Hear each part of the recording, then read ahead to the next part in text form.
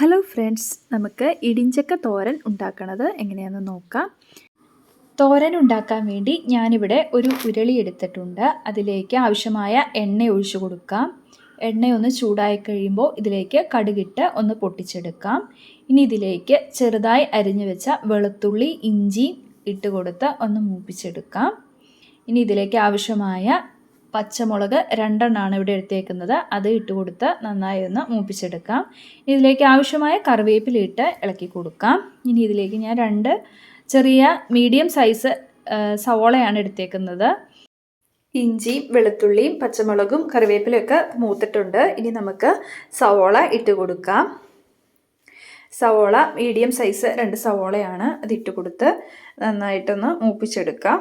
അത്യാവശ്യം ഒന്ന് വാടി മൂത്ത് വരണം, അതുവരെയും ഇളക്കി കൊടുക്കാം. സവോള ഇപ്പോൾ പാകത്തിന് മൂത്ത് വന്നിട്ടുണ്ട്.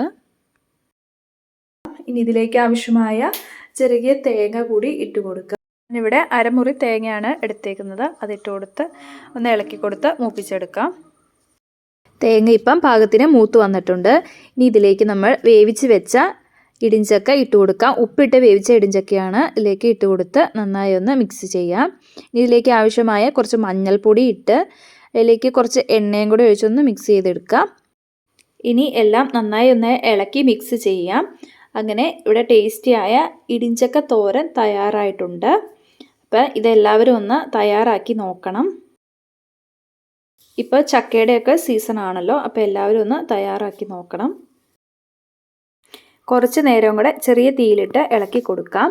ഇതിൽ കുറച്ച് വെള്ളമൊക്കെ ഉണ്ടാവും. അതൊക്കെ ഒന്ന് ശരിക്കും വറ്റി നന്നായിട്ടൊന്ന് ഡ്രൈ ആയി വരാനാണ്. അപ്പോൾ ടേസ്റ്റ് ഒന്നും കൂടെ കൂടും.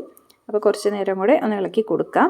അതുപോലെ തന്നെ എല്ലാവരും ചാനലൊന്ന് സബ്സ്ക്രൈബ് ചെയ്ത് സപ്പോർട്ട് ചെയ്യണേ. ലൈക്ക് ചെയ്യാനും മറക്കരുതേ. അപ്പോൾ താങ്ക് യു ഓൾ. മറ്റൊരു വീഡിയോയിൽ പിന്നെയും കാണാം.